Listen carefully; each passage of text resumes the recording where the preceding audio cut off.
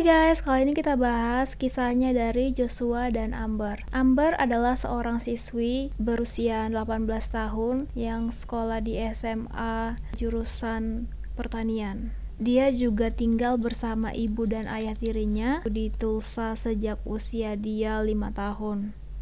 Mereka tinggalnya di Oklahoma. Dan Amber ini bertemu dengan seorang pria bernama Joshua Hilberling, yang mana adalah seorang atlet. Usianya adalah 22 tahun dan dia mengambil angkatan udara Amerika. Ayahnya juga tamatan dari sana dan Zach juga adiknya. Mereka termasuk keluarga yang harmonis, yang bahagia. Nah, sejak si Joshua ini mengakhiri sekolahnya itu di Air Force itu, ngambil teknologi, dia pun sebelum tamat beberapa hari dia menikah dengan pacarnya itu bernama Amber. Menikah di tanggal 7 September 2010. Yang mana Zach yang adalah adiknya dari Joshua dipilih sebagai pendamping dia pas nikah. Nah, setelah mereka menikah, si Josh ditempatkan untuk kerja di tempat mereka itu, namanya itu di Alaska, yaitu tempat sekolah angkatan lah, orang-orang yang kerja angkatan gitu, namanya base gitu ya kan, base camp. Yang mana di sana itu istrinya juga mengikut dengan suaminya. Dia kerja di sana sebagai housekeeping, tukang bersih-bersih. Dan juga si Amber ini kan punya pengalaman masa lalu yang pahit ya, dimana ibunya memperlakukan dia buruk gitu. Jadi dia kayak nggak senang aja kali dengan melihat apa yang dialami Joshua dengan keluarganya, mungkin atau cemburu atau gimana gitu. Jadi dari pernikahan ini si Amber merasa dia kayak hampa aja gitu sejak pindah gitu, merasa hidupnya kosong aja. Dan dia juga melakukan KDRT kepada suaminya. Dia juga menggunakan obat terlarang, obat-obatan. Jadi pernah suatu hari si Josh ini nelpon adiknya, yaitu si Jack, melaporkan bahwa istrinya itu melempar dia, memukul dia, melempari barang-barang ke dia gitu, dan mencoba memukul dia. Lalu adiknya itu respon, kamu telepon aja satpam, kabarin, bilang, laporin, atau kalau enggak telepon polisi, telepon tempat kerja kamu, katanya gitu. Nah, dia juga pernah bilang melapor kepada adiknya itu bahwa dia tuh didorong sampai jatuh ke tangga. Jadi lampu dilempar ke dia dan didorong jatuh ke tangga. Terus adiknya itu bilang nih ya, dapat laporan dari abangnya itu bahwa si cewek ini punya masalah pemakai obat-obat terlarang. Dan pokoknya mereka sering lah, karena masalah itu sering membuat mereka itu berargumen dan berantem, adu fisik gitu. Yang mana yang mukul ya istrinya aja ya. Jadi saat itu hubungan mereka itu sudah mencapai 9 bulan ya. 9 bulan lalu si Josh ini dikeluarkan lah dari Air Force, mungkin karena ada masalah dengan keluarganya, diminta untuk diselesaikan aja gitu kali ya. Jadi disuruh keluar dari tempat kerjanya itu, yang mana adalah angkatan itu. Mereka pun pindah ke rumah orang tuanya, karena kondisi si Amber saat itu adalah sebagai ibu hamil atau seorang istri yang lagi hamil. Mereka pergi ke rumah orang tua. Nah, orang tuanya si Amber ini mengusulkan agar mereka menempati apartemen University Club, yaitu nomor 2509.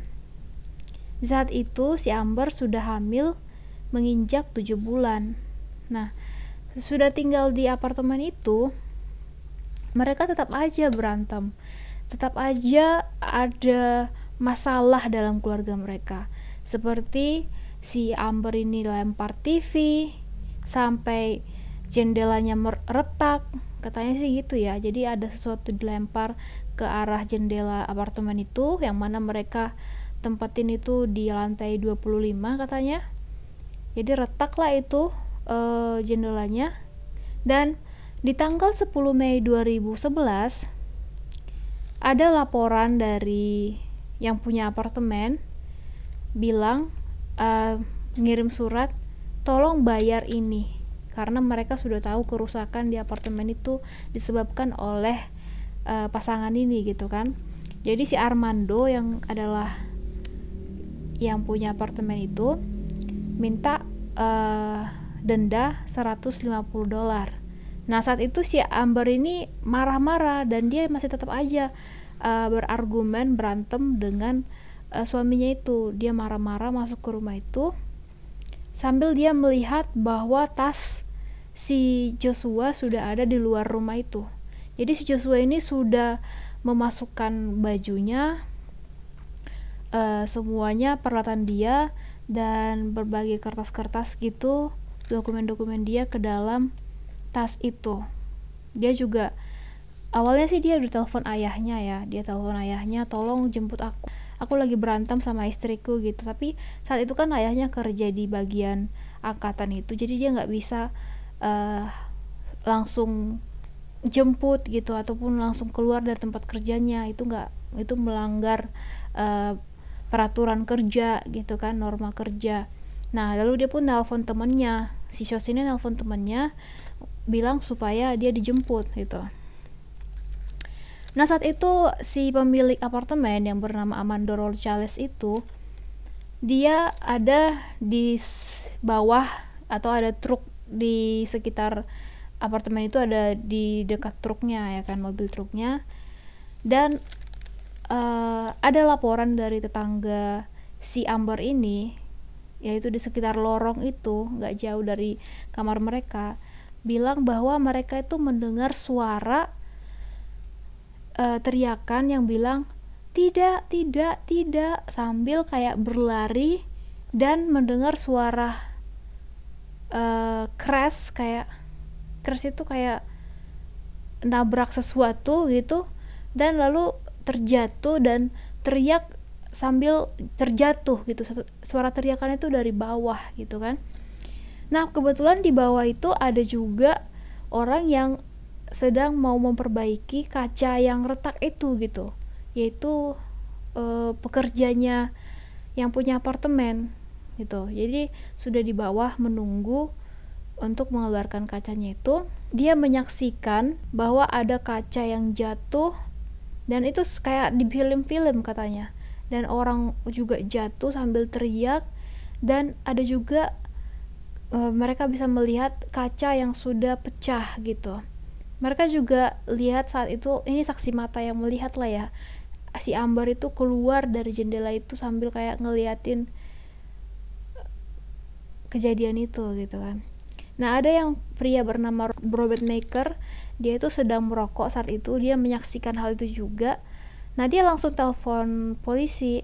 Dia bilang, aku melihat orang jatuh dari apartemen itu, yang mana wajah dia itu menengadah ke bawah, dan tolong ya diselidiki gitu kan. Nah polisi pun kaget kan, kok bisa ada orang jatuh dari apartemen, dia pasti mati lah gitu, mana mungkin selamat lagi ketinggian seperti itu, lantai 25.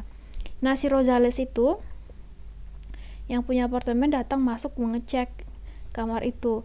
Nah dia melihat itu, saat itu dia melihat ada Amber di sana. Si Amber ini kayak orang yang terbata-bata bilang, jatuh, aku dorong dia. Nah saat itu si Rosales ini takut karena dia sudah mendengarkan bahwa si Amber bilang dia mendorong suaminya gitu. Jadi karena dia takut, dia nggak mau mendekati si Amber, takut nanti dia didorong gitu kan. Lalu si Rosales ini ngajak agar keluar aja dari kamar itu gitu kan, ketemu di lobi gitu. Nah mereka pun naik elevator bareng. Tadinya mau pergi ke tempat parkir langsung menuju si ini menuju lihat suaminya itu, karena lantainya itu kan langsung ke lantai basement. Nah, tapi diarahin si pemilik apartemen ini, si Rosales, ke lobby karena dia mau supaya si Amber ini bertemu dengan manajernya bangunan itu gitu, yang bernama Brad Blake.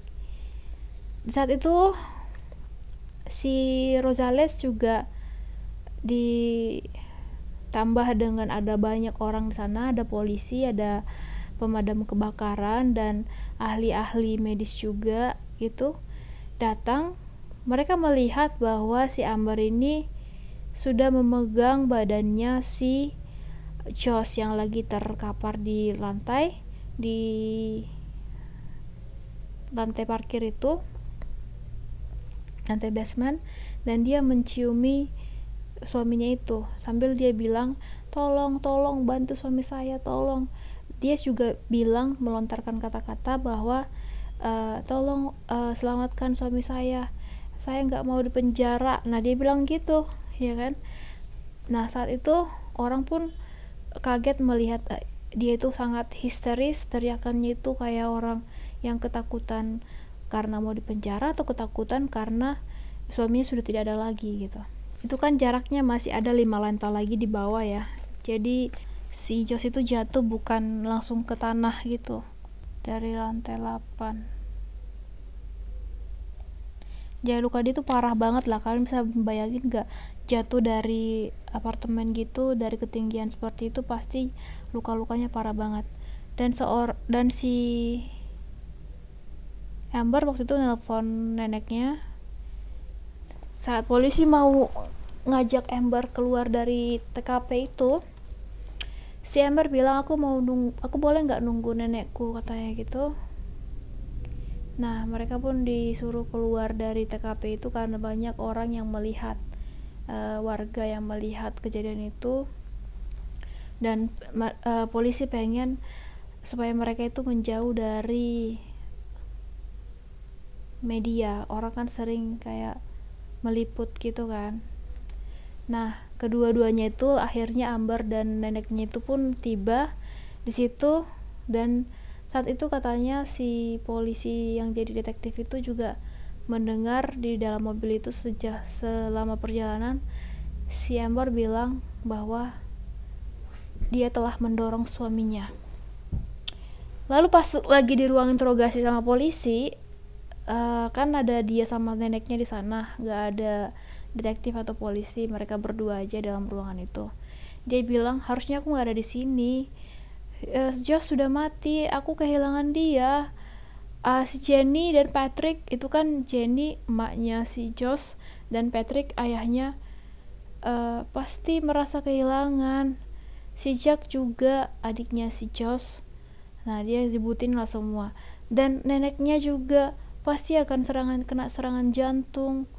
Dia nangis, dia juga kayak gimana ya, kayak merasa gak tau lah, merasa dia jadi korban gitu lah kali ya. Nah, terus neneknya ini bilang, udahlah kamu berhenti aja bicara, soalnya tempat ini ada CCTV-nya, katanya gitu. Aku gak mau kamu tuh ngelontarkan semua kata-kata sebebas kamu, nanti kamu diproses kata-kata kamu, katanya. Nanti kalau kamu mau diajak bicara sama polisi, kamu bilang aja kamu butuh pengacara, jangan ngomong sepatah kata pun, kamu punya hak. Oh ya, kata dia gitu kan, aku kan ibu yang jahat, aku ibu yang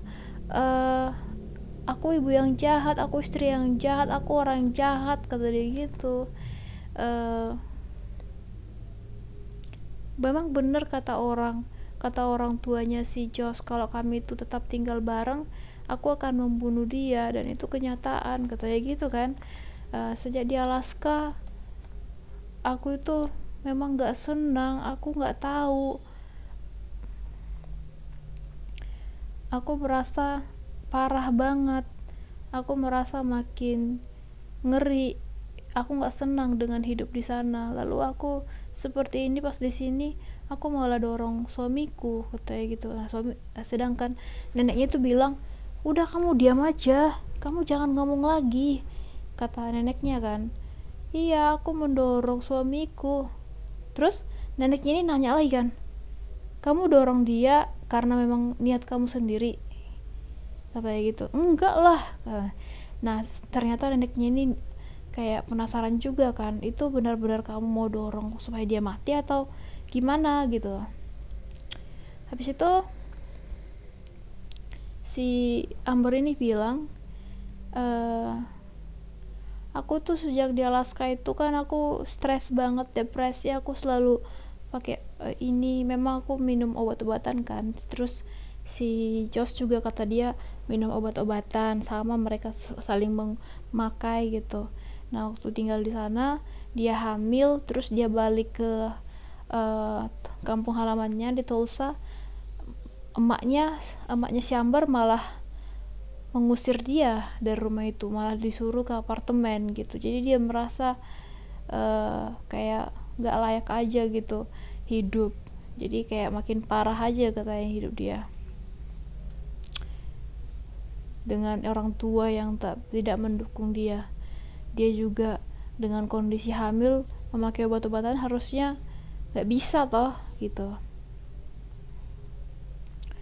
Terus si neneknya ini juga bilang, ya memang kamu gak pantas tinggal sama si Joshua, soalnya si Joshua ini orangnya jahat, suka mukul kamu, ngapain kamu tinggal sama dia juga pemakai, kata dia gitu kan.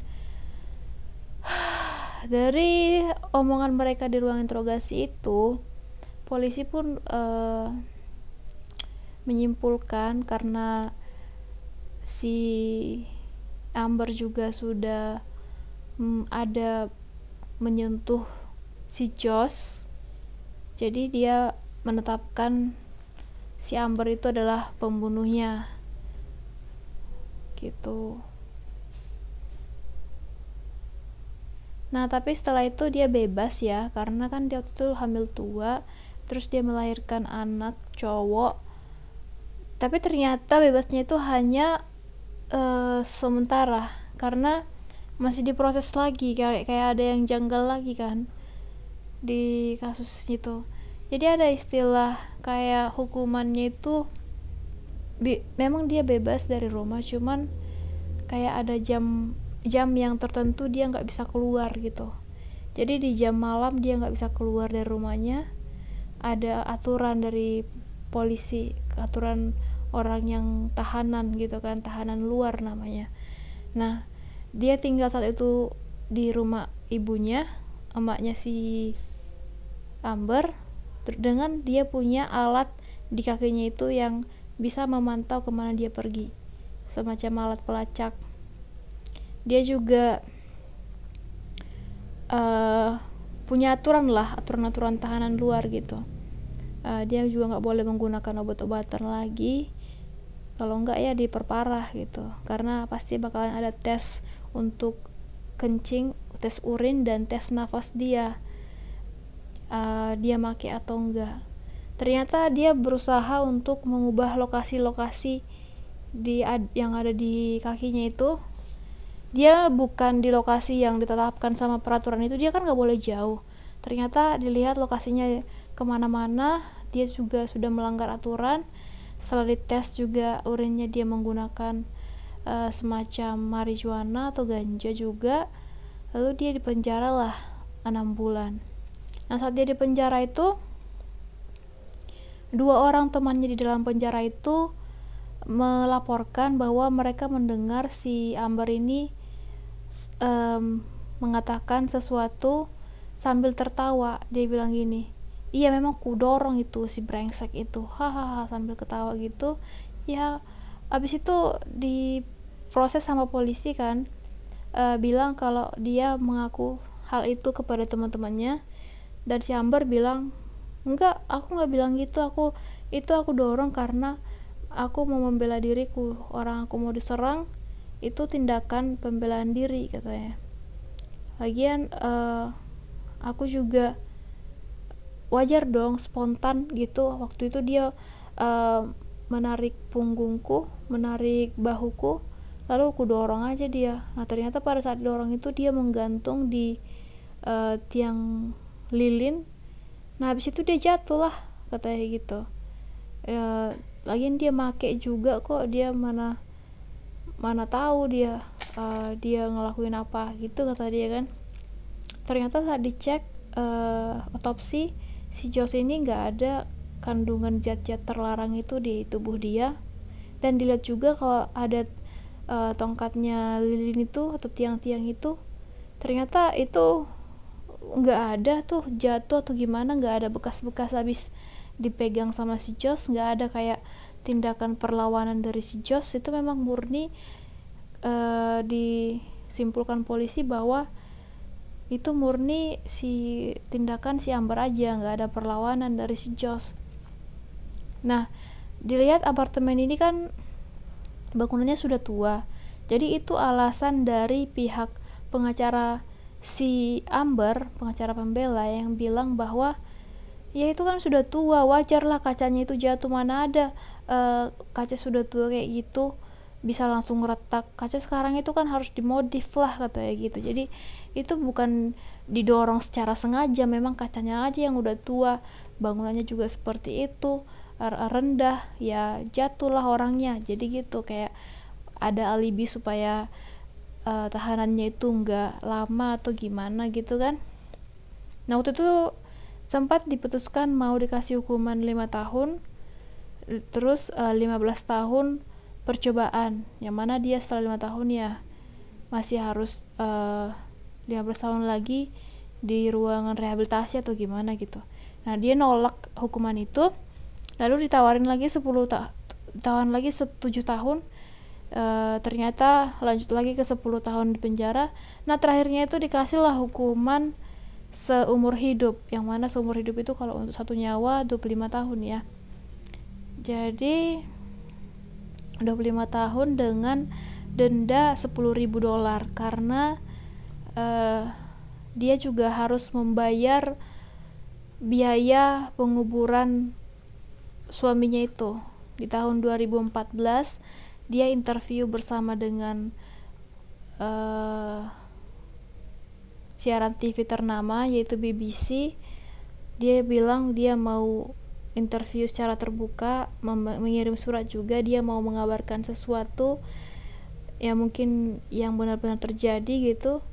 Tapi ternyata keesokan harinya sebelum interview itu berlangsung, di tanggal 24 Oktober 2016 dia pun menggantung diri dengan kabel listrik.